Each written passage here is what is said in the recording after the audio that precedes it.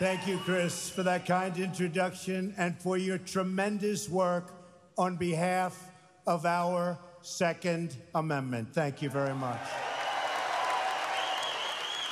I want to also thank Wayne LaPierre for his unflinching leadership in the fight for freedom. Wayne, thank you very much. Great. I'd also like to congratulate Karen Handel on her incredible fight in Georgia 6. The election takes place on June 20th.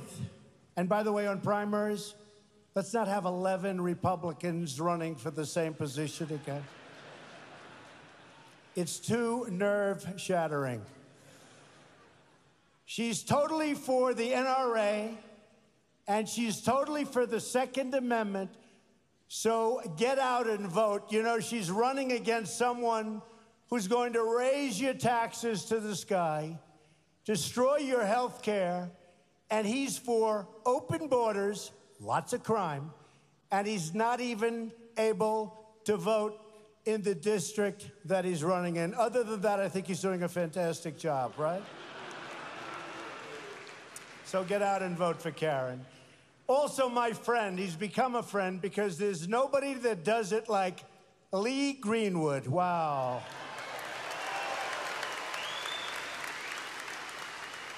Lee's anthem is the perfect description of the renewed spirit sweeping across our country. And it really is indeed sweeping across our country. So, Lee, I know I speak for everyone in this arena when I say we are all very proud, indeed, to be an American. Thank you very much, Lee.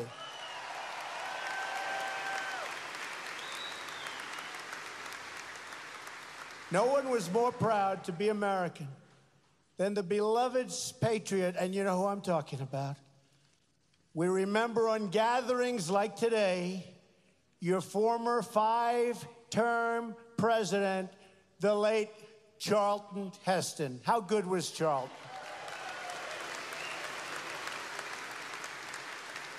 And I remember Charlton, he was out there fighting when maybe a lot of people didn't want to be fighting. He was out there for a long time. He was a great guy. And it's truly wonderful to be back in Atlanta and back with my friends at the NRA. You're my friends, believe me.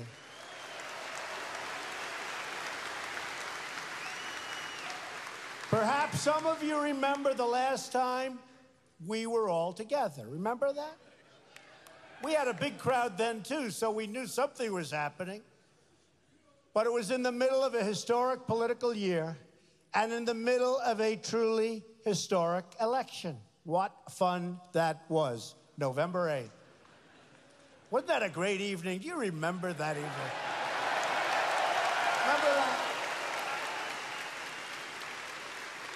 Remember they were saying, we have breaking news. Donald Trump has won the state of Michigan. They go, Michigan, how did that? Donald Trump has won the state of Wisconsin. Whoa.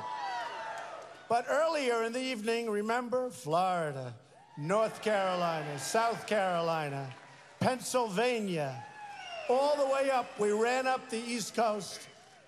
And you know, the Republicans have a tremendous disadvantage in the Electoral College. You know that. And tremendous disadvantage. And to run the whole East Coast, and then you go with Iowa and Ohio and all of the different states. It was a great evening, one that a lot of people will never forget. A lot of people.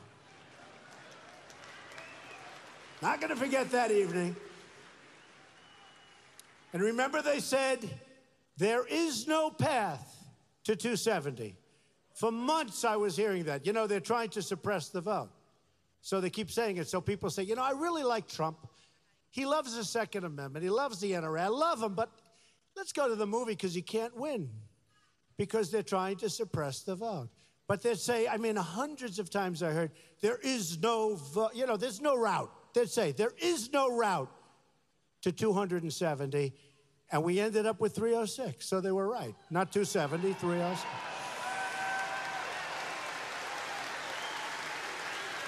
That was some evening. Big sports fans said that was the single most exciting event they've ever seen. That includes Super Bowls and World Series and boxing matches. That was an exciting evening for all of us, and it meant a lot. Only one candidate in the general election came to speak to you, and that candidate is now the President of the United States standing before you again.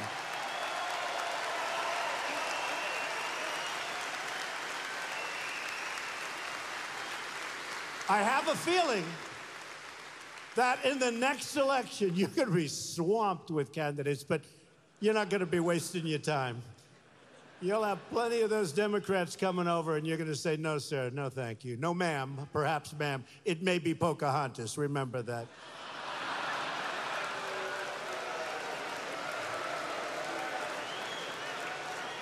And she is not big for the NRA, that I can tell you. But you came through for me, and I am going to come through for you.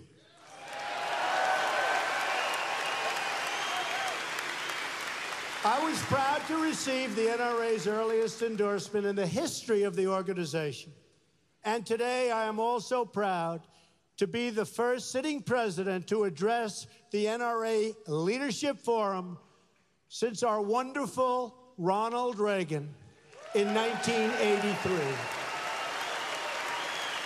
And I want to thank each and every one of you, not only for your help electing true friends of the Second Amendment, but for everything you do to defend our flag and our freedom. With your activism, you help safeguard the freedoms of our soldiers who have bled and died for us on the battlefields. And I know we have many veterans in the audience today, and we want to give them a big, big, beautiful round of applause.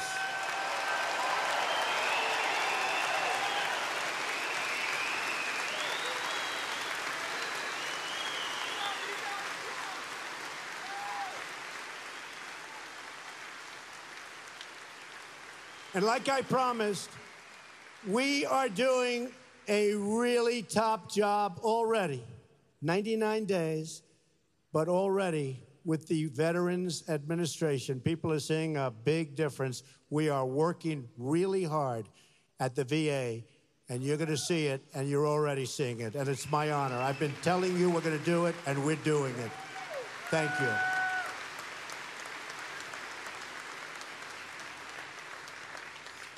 The NRA protects in our capitals and legislative houses the freedoms that our service members have won for us on those incredible battlefields.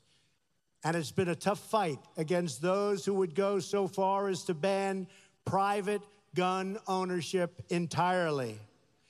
But I am here to deliver you good news. And I can tell you that Wayne and Chris have been fighting with me long and hard to make sure that we were with you today, not somebody else with an empty podium, because believe me, the podium would have been empty.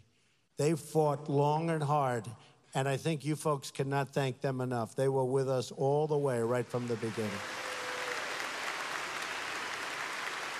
But we have news that you've been waiting for a long time.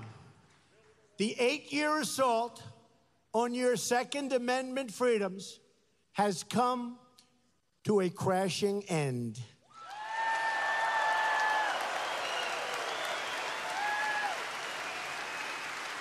You have a true friend and champion in the White House.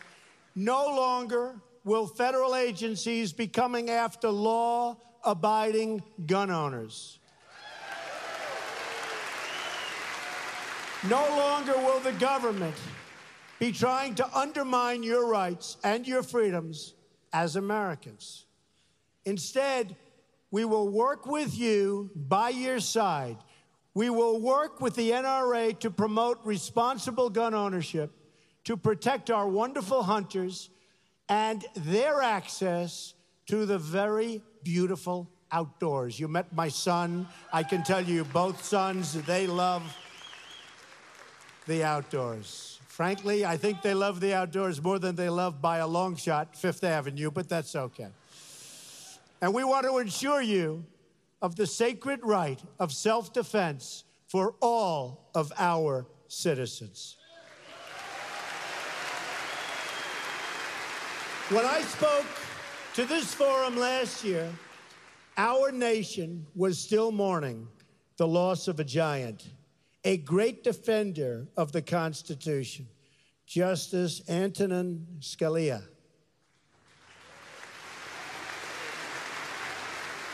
I promised that if elected, I would nominate a justice who would be faithful and loyal to the Constitution.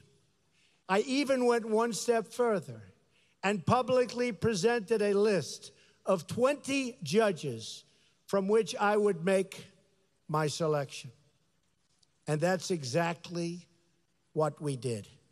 And by the way, I want to thank really Heritage, and I want to thank also all of the people that worked with us. Where's Leo? Is Leo around here? Where is he? He's got to be here. Where is he? He has been so good.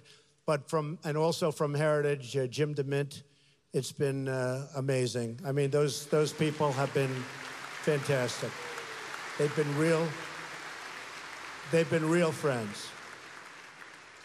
The Federalist people, where are they? Are they around here someplace? They really helped us out. I kept my promise, and now, with your help, our brand new justice, and he is really something very special, Neil Gorsuch, sits on the bench of the United States Supreme Court. For the first time in the modern political era, we have confirmed a new justice in the first 100 days.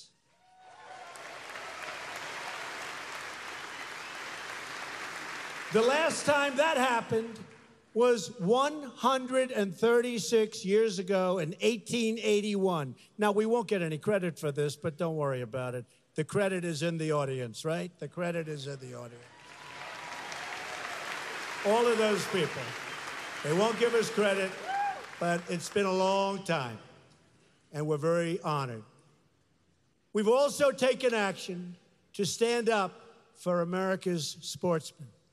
On their very last full day in office, the previous administration issued an 11th hour rule to restrict the use of lead ammunition on certain federal lands. Have you heard about that, folks? I'm shocked to hear that. You've all heard about that. You've heard about that. On his first day as Secretary of the Interior, Ryan Zinke eliminated the previous administration's ammunition ban.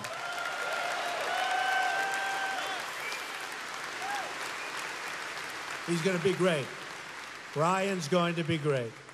We have also moved very quickly to restore something gun owners care about very, very much. It's called the rule of law. We have made clear that our administration will always stand with the incredible men and women of law enforcement. In fact, countless members of law enforcement are also members of the NRA because our police know that responsible gun ownership saves lives and that the right of self-defense is essential to public safety. Do we all agree with that?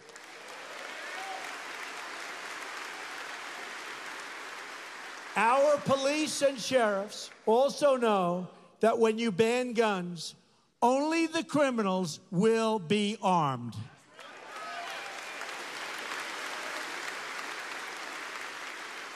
For too long, Washington has gone after law-abiding gun owners while making life easier for criminals, drug dealers, traffickers, and gang members.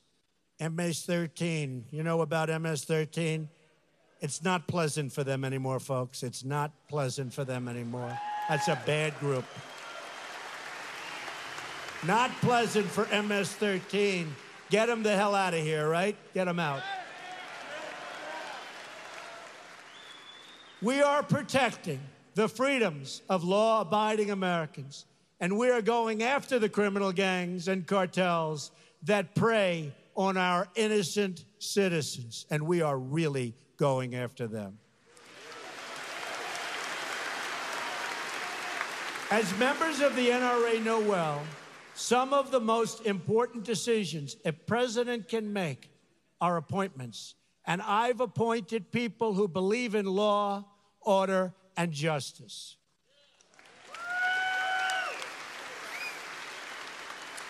That is why I have selected as your Attorney General, number one, a really fine person, a really good man, a man who has spent his entire career fighting crime, supporting the police, and defending the Second Amendment.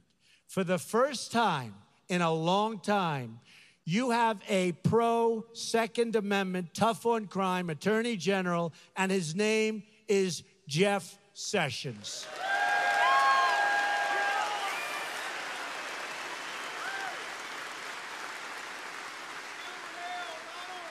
And Attorney General Sessions is putting our priorities into action.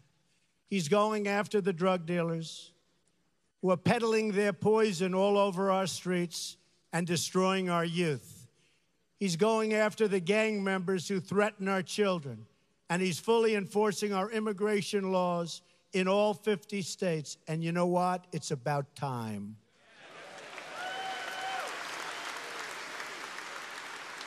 Heading up the effort to secure America's borders is a great military general, a man of action, Homeland Security Director John Kelly.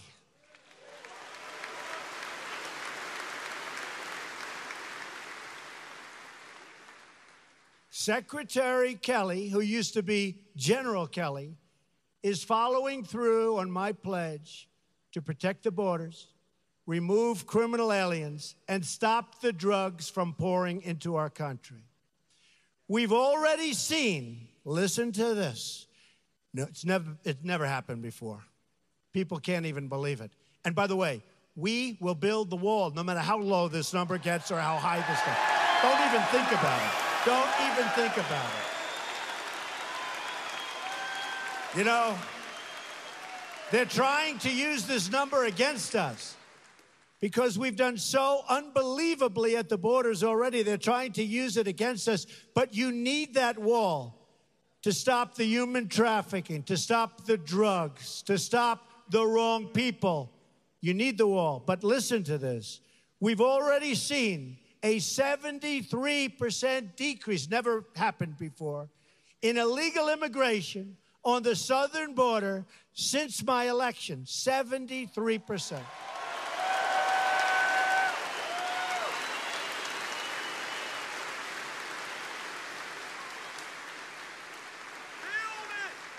You see what they're doing, right? So why do you need a wall? We need a wall. Build the wall. We'll build the wall. Don't even think about it. Don't even think about it. Don't even think about it. That's an easy one. We're going to build the wall. We need the wall. I said to General Kelly, how important is it? He said, very important. It's that final element. We need the wall. And it's a wall in certain areas. Obviously, where you have these massive physical structures you don't need, and we have certain big rivers and all. But we need a wall, and we're going to get that wall. And the world is getting the message. They know that our border is no longer open to illegal immigration, and that if they try to break in, you'll be caught and you'll be returned to your home. You're not staying any longer. And if you keep coming back illegally after deportation, you will be arrested, prosecuted, and you will be put behind bars. Otherwise, it'll never end.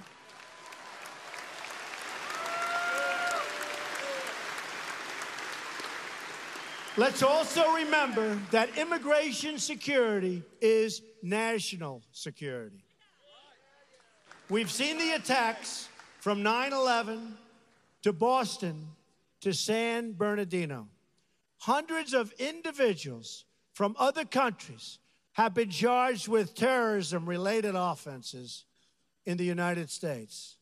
We spend billions and billions of dollars on security all over the world, but then we allow radical Islamic terrorists to enter right through our front door. That's not going to happen anymore.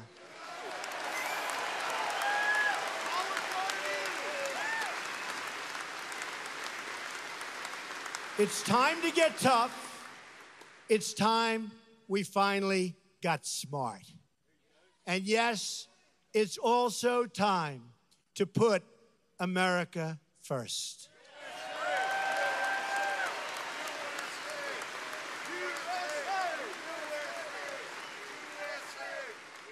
And perhaps I see all of those beautiful red and white hats.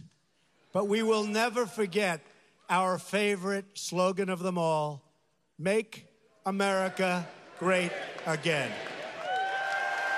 Right? Keeping our communities safe and protecting our freedoms also requires the cooperation of our state leaders.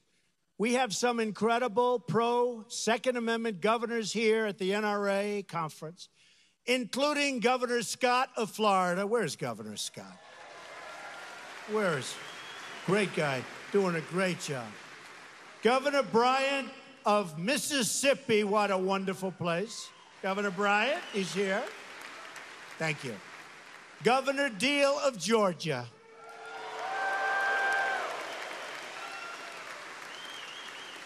And we're also joined by two people that, well, one I loved right from the beginning. The other one I really liked, didn't like, and now like a lot again. Does that make sense? Senator David Perdue, he was from the beginning. And Senator Ted Cruz, like, dislike, like. Where are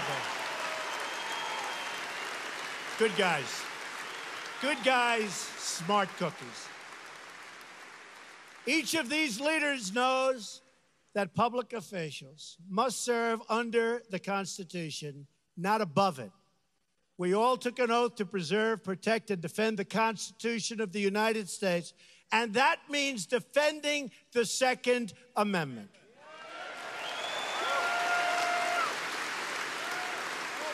So let me make a simple promise to every one of the freedom-loving Americans in the audience today. As your president, I will never, ever infringe on the right of the people to keep and bear arms. Never, ever.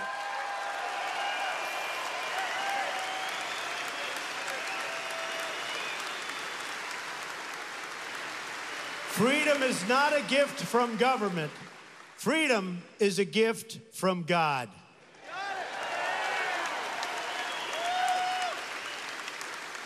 It was this conviction that stirred the heart of a great American patriot.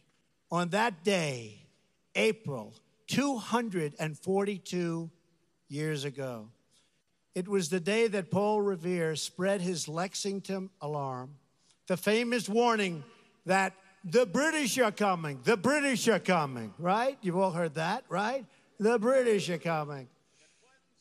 Now we have other people trying to come, but believe me, they're not going to be successful. That I can tell. Nothing changes, right, folks? Nothing changes. They are not going to be successful. There'll be serious hurt on them, not on us. Next came the shot, heard round the world, and then a ragtag army of God-fearing farmers, frontiersmen, shopkeepers, merchants that stood up to the most powerful army at that time on earth, the most powerful army on earth. But we sometimes forget what inspired those everyday farmers and workers in that great war for independence. Many years after the war, a young man asked Captain Levi Preston, aged 91, why he fought alongside his neighbors at Concord. Was it the Stamp Act? Was it the tea tax? Was it a work of philosophy? No, the old veteran replied. Then why, he was asked. Young man, the captain said, what we meant in going for those redcoats was this. We always had governed ourselves, and we always meant to govern ourselves.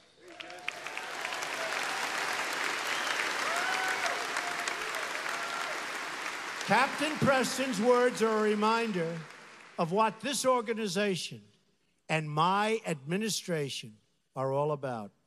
The right of a sovereign people to govern their own affairs and govern them properly.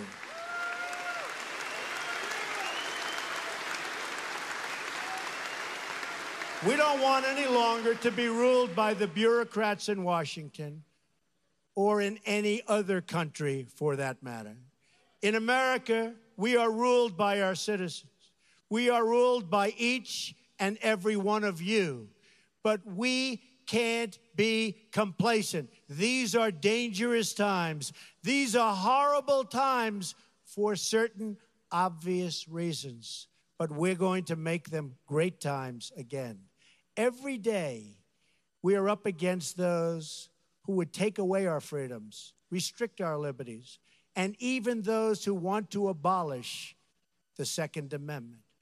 We must be vigilant, and I know you are all up to the task. Since the first generation of Americans stood strong at Concord, each generation to follow has answered the call to defend freedom in their time. That is why we are here today, to defend freedom for our children, to defend the liberty of all Americans, and to defend the right of a free and sovereign people to keep and bear arms. I greatly appreciated your support on November 8th in what will hopefully be one of the most important and positive elections for the United States of all time.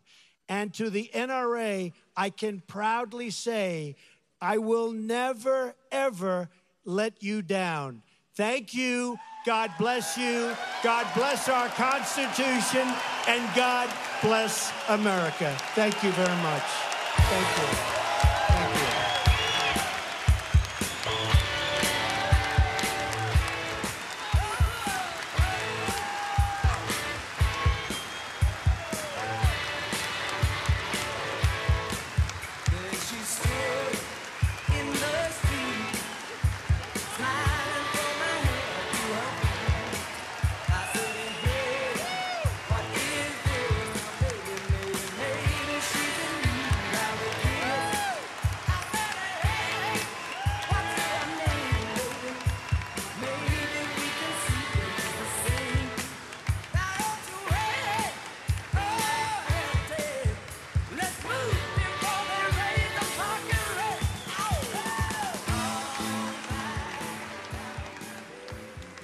Ladies and gentlemen, please direct your attention to the